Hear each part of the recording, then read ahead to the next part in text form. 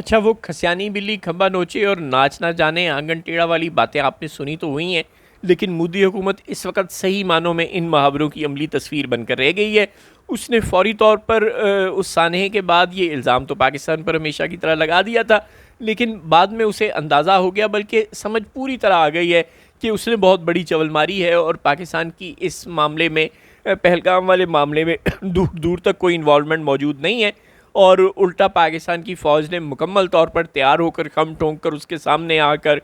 पाकिस्तान की फ़िज़ाइया ने अपनी तैयारी को, उसके राफ़ेल तैयारों को भगा कर साबित करके, और चीन और तुर्की ने जिस खुल्लम खुल्ला अंदाज में पाकिस्तान का साथ देने का ऐलान किया है, उसके बाद बहुत मुश्किल सूरत हाल में हिंदुस्तान फंस गया है। और सच ये है कि दुनिया के दीगर मुल्कों ने, जो कि अमूमन इंडिया नवाज समझे जाते हैं, उन्होंने भी इंडिया को कम अज़ कम ये हलाशेरी नहीं दी कि वेरी गुड वो पाकिस्तान पर हमला कर दे, क्योंकि सबको पता है कि पाकिस्तान एक एटमी ताकत है, और अगर हिंदुस्तान और पाकिस्तान के माबैन कोई एटमी जंग खुदा न खास्ता छिड़ गई तो वो सिर्फ दो मुल्कों तक महदूद नहीं रहेगी, उससे इर्द गिर्द के ममालिक, पूरा खिता बहुत बुरी तरह से मुतासर होगा। लिहाजा कोई भी नहीं चाहता कि पाकिस्तान और हिंदुस्तान के माबैन जंग छिड़े, क्योंकि ज़ाहिर है पाकिस्तान कोई फ़लस्तीन नहीं है, कोई शाम नहीं है, कोई यमन नहीं है। पाकिस्तान एक बहुत बड़ी दिफाई ताकत है, और पाकिस्तान के अवाम ने अपनी बहुत ज़्यादा ज़िंदगियों की कुर्बानियाँ दी हैं मुल्क को ये ताकत बनाने में। लिहाजा अगर पाकिस्तान पर कोई इस तरह का हमला करेगा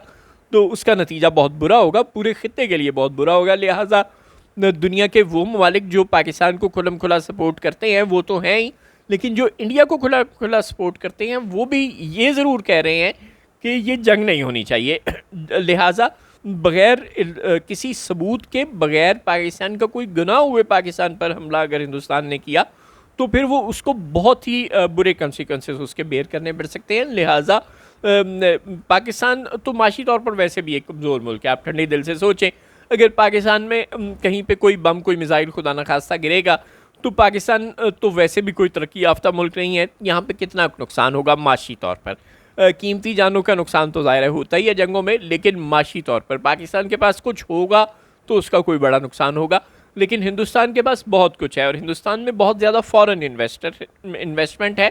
अमरीकी कंपनियों की, रूसी कंपनियों की, यूरोपीय कंपनियों की बहुत बड़ी बड़ी इंस्टॉलेशंस हैं हिंदुस्तान में। लिहाजा अगर हिंदुस्तान पर पाकिस्तान मिसाइल फायर करता है तो उससे हिंदुस्तान में मौजूद इंटरनेशनल इन्वेस्टर्स का, अमरीकी इन्वेस्टर्स का, यूरोपीय इन्वेस्टर्स का नुकसान होने का बहुत बड़ा ख़तरा है। लिहाजा अमेरिका और यूरोप, रूस कभी भी ये नहीं चाहेंगे कि हिंदुस्तान पर पाकिस्तान मिसाइल फायर करे, और इससे बचने का एक ही तरीका है कि पाकिस्तान और हिंदुस्तान की जंग ना हो। लिहाजा मोदी हुकूमत का चूँकि माशी नुकसान पाकिस्तान के माशी नुकसान से कहीं ज़्यादा हो सकता है इस जंग में, इसलिए मोदी हुकूमत ये चवल मार तो बैठी है जंग की धमकी देने वाली, और अब वो बहुत बुरी तरह से फंस गई है और अब उसे फेस सेविंग का रास्ता नहीं मिल रहा। लिहाजा उसने फेस सेविंग का रास्ता ये ढूंढा है कि हफ्ते के रोज़ पाकिस्तान में दरियाए चनाब से 87,000 क्यूसेक पानी आया और इतवार को 10,000 क्यूसेक पानी आया, यानी आबी दहशतगर्दी का आगाज़ हो गया है। पानी को बगलिहार डैम में रोकना हिंदुस्तान ने शुरू कर दिया है, और इस तरह हम मुस्तकबिल में देखेंगे, अल्लाह ना करे कि ऐसा हो, लेकिन शायद हिंदुस्तान मज़ीद मकामात पर भी पानी को रोके, और कुछ मकामात पर जैसे कि उसने आज़ाद कश्मीर में किया भी था, पानी को ज़्यादा मकदार में छोड़कर दरिया जेहलम में उसने कोई सैलाबी सूरत हाल पाकिस्तान में पैदा करने की कोशिश भी वो कर सकता है, और किसी जगह पर पानी रोक कर पाकिस्तान में कोई खुश्क साली की सूरत हाल पैदा करने की कोशिश भी कर सकता है। लिहाजा एक तो वो अभी जारियत पर उसने कमर बांध दी है, जब वो अगर पाकिस्तान पर फ़ौजी हमला वो नहीं कर पाया तो फिर वो इस तरह की हरकतें कर कर अपने इंतकाम की आग को बुझाने की कोशिश करेगा। और दूसरी हरकत जो वो कर रहा है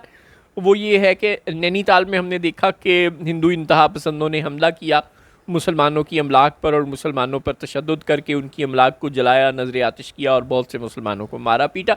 ये हरकतें भी अब शायद हिंदुस्तान में शुरू हो सकती हैं, और इसका एक ही हल है ऐसी सूरत हाल को काउंटर करने का कि पाकिस्तान की हुकूमत को जागते रहना है। अगर उस पर अस्करी हमला हिंदुस्तान की जानिब से नहीं भी होता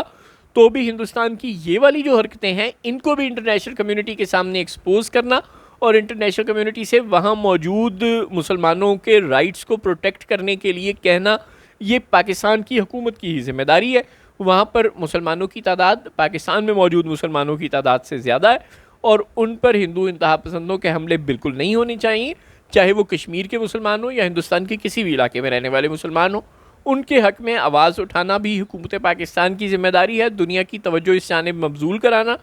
कि हिंदू इंतहा पसंद अब उन मुसलमानों से बदला ले रहे हैं जिन मासूमों का कोई गुनाह भी नहीं है।